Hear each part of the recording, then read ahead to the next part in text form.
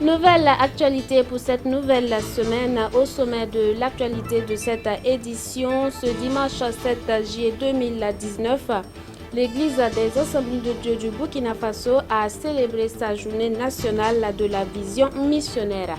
Et c'est à l'église de Tangé Barrage que le président de la VIMAB a fait le culte. Les échos de son passage dans cette église pour vous dans quelques instants. Mesdames, Mesdemoiselles, Messieurs, bonsoir. Merci de vous informer sur la télévision de la famille.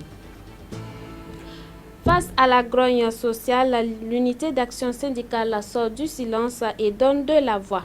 Bassolma Bazié était face à la presse aujourd'hui pour dénigrer la remise en cause progressive, continue et flagrante des libertés démocratiques et syndicales au Burkina Faso. Il annonce d'ailleurs une possibilité de marche. Il est au micro de Jonas Tondé et de Odette Zongena. Nous sommes en train de nous apprêter et nous irons à l'endroit de la CCVC pour qu'en temps opportun, on puisse vous informer avec des dates précises de la descente dans la rue. Nous avons tenu à vous informer sur un certain nombre de préoccupations. La première qui porte sur l'insécurité qui se généralise dans notre pays avec l'assassinat récemment des 2 camarades de l'ODJ dans la province de Yaga. Or, ils partaient à une rencontre avec le haut-commissaire. Donc, les corps sont toujours à la morgue. Nous tendons vers 40 jours aujourd'hui. Nous exigeons à ce que l'État prenne ses responsabilités conformément au communiqué du MPP, à faire en sorte à ce qu'il y ait l'autopsie et que les charges funéraires également soient prises en charge. Et ils mettent les moyens pour que toutes les autorités professionnelles à tous les niveaux qui vont intervenir dans le cadre de ce dossier-là soient sécurisées. Le deuxième élément, c'est la violation des libertés démocratiques et syndicales. Vous avez vu la loi qui a été votée sur le code pénal, criminalisant d'abord l'insurrection populaire et dont la relecture porte sur l'assassinat pur et simple des libertés d'expression et des libertés de presse. La revendication de l'UAS, c'est de retirer purement et simplement cette loi dont nous jugeons liberticide. Parce que nous ne pouvons pas admettre que dans un pays qui se veut démocratique, on prenne des lois pour embastiller la liberté d'expression. Pour nous, c'est dans le sens de créer l'environnement. L'autorité veut créer l'environnement où il n'y a pas de possibilité de prise de parole pour mieux assassiner ou laisser des règlements de compte. Dans le même sens de la violation des libertés, nous avons vu l'Alliance Police Nationale auquel on refuse un récépissé à laquelle on estime que pour mener une activité, il faut informer la hiérarchie. C'est une violation pure et simple de la Convention 87 à son article 2 qui stipule que l'organisation syndicale peut se créer librement et l'article 3 qui stipule que les activités peuvent être librement menées sans que l'autorité administrative ne s'y interfère. Ce n'est pas ce que nous constatons, d'autant qu'ils sont tous blâmés. Ils attendent à être passés en conseil de discipline avec des sanctions dont nous ne savons pas à quoi ça va aboutir. Et de ce point de vue, l'UAS est prête véritablement à réagir là-dessus pour que de telles forfaitures ne passent pas dans notre pays. Et de façon générale, c'est la question de la vie chère qui touche tout le monde. Les luttes qui sont menées de gauche à droite, le mouvement syndical réitère sa solidarité ferme à l'endroit de toutes les populations, à l'endroit de toutes les organisations syndicales qui sont en lutte. Et le tout dernier cas, c'est l'UTS. Nous maintenons notre préalable qui est la levée du prélèvement de l'UTS, l'impact de l'UTS sur les primes et indemnités dans le privé. C'est inacceptable, c'est notre revendication. L'UTS a été mise en œuvre dans les années 1974 et de ce point de vue, ça a été une mesure exceptionnelle, dans une période exceptionnelle. Il n'y a pas de raison qu'on continue à faire ces prélèvements et nous exigeons à ce que l'État respecte ses engagements. Voilà, je vous l'annonçais en titre, comme partout au Burkina Faso, l'église des Assemblées de Dieu de Tangé Barrage a commémoré ce dimanche 7 juillet 2019 la journée nationale de la vision missionnaire des Assemblées de Dieu du Burkina Faso, VIMAB, sous le thème tiré de Matthieu, le chapitre 24 au verset 14. Les échos de ce culte pour vous dans cet élément de Jonas Tondé et de Odette Zongena. À l'instar de toutes les églises des AD du Burkina Faso, les fidèles de l'église des Assemblées de Dieu de Tangé Barrage ont célébré leur culte dominical sous le signe de la VIMAB. En effet, le Conseil général des AD du Burkina Faso a dédié ce 7 juillet, journée nationale de la vision missionnaire. À cette occasion, la structure locale de l'église a remis des dons en guise de soutien à l'œuvre missionnaire. Les journées missionnaires ont pour but de ramasser les fonds et soutenir la vision. Et à l'exemple de cette église, j'en appelle à toutes les églises d'emboîter le pas de l'église de Tanguin Barrage. Car nos missionnaires se sont partis, ils comptent sur nos églises. Mais cette église est fidèle, alors tous ceux qui m'entendent, qui nous écoutent, à ce moment-là, notre appel, notre cri de cœur est que chaque église s'élève et soutienne la mission. 40% de l'humanité n'ont pas encore entendu parler de l'évangile, a laissé entendre le pasteur Moïse Sawadogo dans son message. Mais Dieu, poursuit-il, compte sur l'engagement d'hommes et de femmes pour évangéliser tout ce peuple. Et malgré les obstacles liés à la mission que sont l'immensité de la tâche, la crainte de la futilité, Dieu, quant à lui, a souligné l'orateur, demeure fidèle et prend soin de ses serviteurs. Nous savons que Dieu est grand et merveilleux. Il nous engage dans la mission. Et comme notre sœur l'a chanté, Dieu est là, il nous accompagne dans la mission. Il donne la force jusqu'au verset 9. Si vous suivez la lecture avec moi, voilà, il donne la force à celui qui est fatigué. Il augmente la vigueur à celui qui tombe en défaillance. Les adolescents se fatiguent et se lassent. Les jeunes hommes chancellent. Verset 1, mais ceux qui se confient à l'Éternel renouvellent leur force. Face justement à l'immensité de cette tâche, le comité national a lancé un programme d'envoi d'ici 2021 de 12 missionnaires. Nous en appelons aux jeunes, aux serviteurs, aux pasteurs. Nous voulons d'ici 2020 12 candidats missionnaires. C'est une vision mondiale des assemblées de Dieu et ils ont donné le Burkina Faso, qui est une grande église de l'Afrique, d'avoir 12 missionnaires. Cette journée est commémorée sous le passage tiré de Matthieu 24, verset 14, qui dit « Cette bonne nouvelle du royaume sera prêchée dans le monde pour servir de témoignage à toutes les nations. Alors viendra la fin. » Voilà, c'est un élément avec les images de Yannick Kaboré. Et par rapport à la tenue de cette journée, le directeur national de la VIMAR s'est prêté aux questions de nos reporters. Écoutons-le dans cet élément.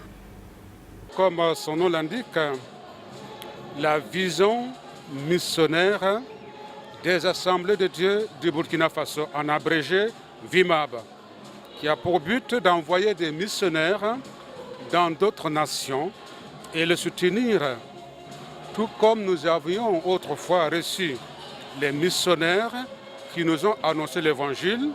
Il fut un temps où Dieu a mis à cœur quelques responsables de l'Église qu'il est temps à nous aussi d'envoyer des missionnaires. Alors, nous avons deux statuts missionnaires, la mission intérieure et la mission extérieure. Les difficultés sur le terrain ne manquent pas. Et nos missionnaires, la plupart de nos missionnaires sont envoyés dans le pays musulman. C'est là notre priorité. Et dans ces pays musulmans, nos missionnaires ont du mal à avoir des propriétés de fonciers, c'est-à-dire lieux de culte ou bien de logement. Ils louent même les maisons pour le culte. Ils louent les maisons pour dormir. Étant donné des pays hostiles à l'évangile, alors quand le bailleur, si ça ne lui plaît pas, il vient demander les missionnaires de partir. Donc, les difficultés se trouvent à ce niveau-là. Raison pour laquelle l'année 2009 a été décrétée l'année d'investissement. C'est-à-dire que, au lieu que nous envoyons d'autres missionnaires, parce que nous avons 66 missionnaires à travers le monde, alors nous avons dédicacé l'année 2009, l'année d'investissement, l'année où nous allons tourner vers ces missionnaires-là, les soutenir, acheter des terrains si nous pouvons en acheter, et pour construire les lieux de culte et de logement. En tout cas, une préoccupation à la VIMAB est celle-ci. Et nous ouvrons la page de l'actualité étrangère avec le Bénin voisin. Le parti au pouvoir a largement remporté les élections municipales en enlevant plus de 60% des sièges de conseillers municipaux dans 114 communes du pays. Le parti au pouvoir au Togo a largement remporté les élections municipales du 30 juin en enlevant plus de 60% des sièges de conseillers municipaux dans 114 communes du pays, selon des résultats provisoires publiés vendredi soir par la Commission électorale nationale indépendante CENI. L'Union pour la République UNIR, qui a fait carton plein dans plusieurs communes du nord du pays, a remporté 895 des 1490 sièges de conseillers municipaux. Viennent ensuite l'Alliance nationale pour le changement ANC, la coalition de l'opposition C14 et l'Union des forces de changement UFC avec respectivement 134, 131 et 44 conseillers municipaux. Le vote ne s'est pas déroulé dans 3 communes pour des raisons techniques. Aucune date n'a été annoncée pour la tenue des élections dans ces 3 localités. Le taux de participation est estimé à 52,46% selon la CENI. La participation a été notamment faible dans la capitale togolaise Lomé. Toujours élection dans cette édition et nous sommes en Grèce. Au lendemain de la victoire des conservateurs aux élections législatives, les avis sont partagés pour les Grecs. Au lendemain de la victoire des conservateurs aux élections législatives en Grèce, Kati Merini, grand quotidien conservateur, parle d'un message fort pour de grands changements. Là où le journal de gauche Avgi titre « La gauche est bien là ». Les Grecs, eux, sont mitigés. C'est quelque chose de nouveau. Nous devons essayer et voir ce qui se passera ensuite, comme nous l'avons fait avec M. Tsipras. Ils étaient dans le gouvernement d'avant et ils ont tout foutu en l'air. Ils nous ont envoyés dans le caniveau. Et maintenant, ils veulent nous sauver. C'est une blague. Kyriakos Mitsotakis a en effet été ministre de la réforme administrative dans le précédent gouvernement conservateur d'Antonis Samaras entre 2012 et 2014. La chute d'Aube Dorée est saluée, le parti néo-nazi n'est pas parvenu à se maintenir au Parlement. C'était une honte qu'ils aient été au Parlement. On voit que ce genre de phénomène tend à baisser en Grèce et que les Grecs ne votent plus pour de tels partis. Si l'on regarde les titres de la presse grecque, tous les partis donnent l'impression d'avoir remporté ces élections. Syriza n'a pas perdu avec un faible score et Nouvelle Démocratie est le premier gouvernement à obtenir une majorité absolue au Parlement depuis 2009.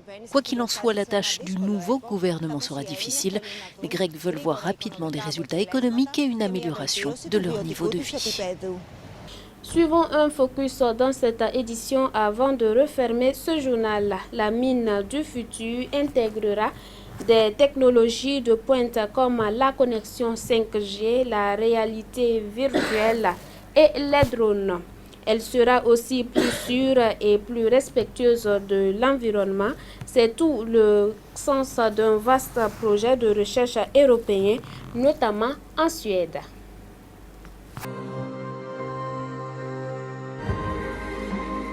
L'industrie minière est en passe de vivre une révolution high-tech.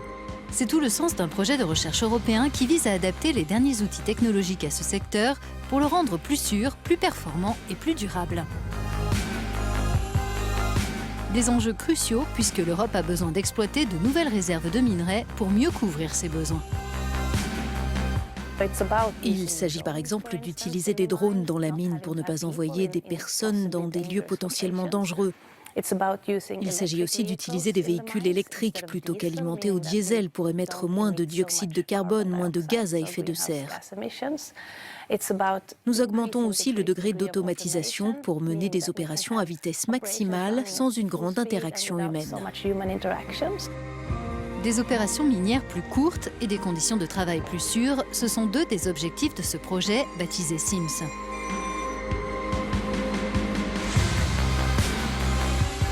Les drones remplaceront les hommes pour étudier les tunnels après une explosion, leurs instruments permettant de recueillir rapidement des informations sur le type de roche ou la stabilité de la voûte. Le drone est équipé de plusieurs capteurs pour observer les alentours et se situer par rapport au tunnel. Il dispose aussi d'une caméra qui enregistre des informations visuelles sur ce qui se passe sur place et d'un éclairage puissant pour pouvoir se repérer dans une obscurité totale. La colonne vertébrale de cette révolution minière, c'est la connexion 5G. Elle sera rendue possible par ses émetteurs spécifiques. Sa vitesse très élevée et ses performances immenses permettront à des opérateurs situés à l'extérieur de contrôler de manière fiable les machines autonomes en action dans la mine.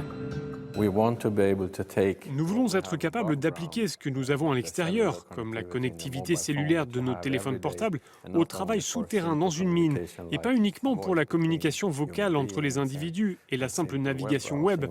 Nous voulons l'utiliser pour le contrôle à distance des équipements lourds et des capteurs connectés. Il nous faut quelque chose de vraiment fiable, et un temps de latence faible. On a besoin des informations en temps réel. L'université suédoise de Luleå, partenaire de Sims aux côtés de sociétés minières, de fournisseurs d'équipements et de systèmes et d'autres établissements d'enseignement, a développé un simulateur en réalité virtuelle pour mieux faire connaître l'activité minière de demain. Son utilisateur peut avancer dans la mine et interagir avec l'environnement et les machines conçues dans le cadre du projet. L'environnement de réalité virtuelle est selon moi très intéressant à deux points de vue, l'éducation et l'entraînement opérationnel. Et plus largement, il permet de faire connaître les mines à l'ensemble de la société, parce que la mine deviendra accessible à ceux qui ne peuvent pas s'y rendre habituellement. Et puis les opérateurs pourront plus facilement comprendre ce qui se passe dans une mine, quelles sont les différentes séquences opérationnelles. Du fait de la demande croissante en minéraux et métaux qui sont essentiels dans notre vie quotidienne, le secteur minier est voué à augmenter sa production, mais il est appelé à réduire son impact sur l'environnement.